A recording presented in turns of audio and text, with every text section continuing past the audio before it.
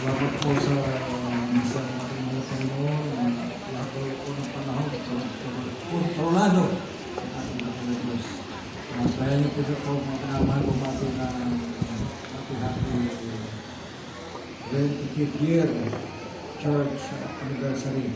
Yun po sa Palito Sulu Victory Peace Mission.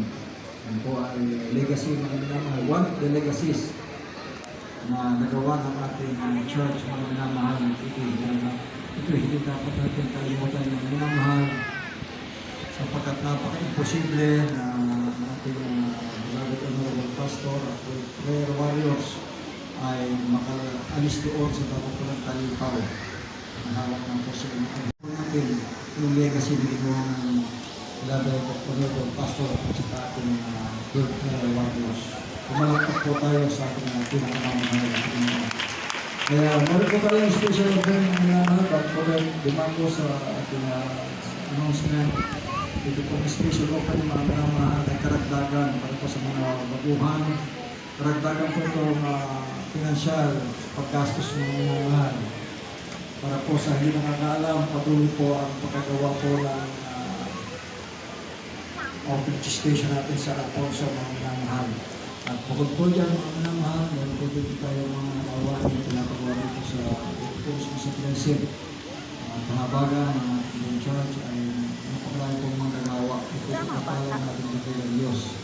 May mga pamilya po ng iba dyan. Kaya sabi sa Biblia, hindi pinakalimutan ng Diyos ang ating pag-ibig at pinakalimutan sa kanyang. Ayan, maganda. Kung kuha pala ang logo, oh. Wala na.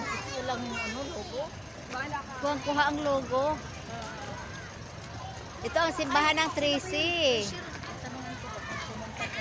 Simbahan ng Tracy Martires, Cavite.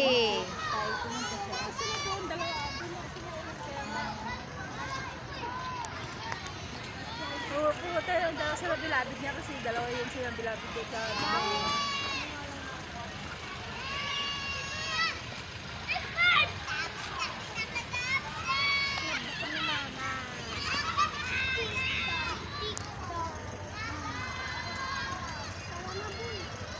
Pumunta doon sa loob.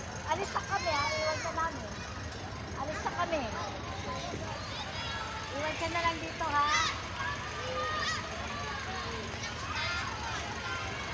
Tapos na yung gawain. Tracy Martires, Cavite. Hi. bawal mag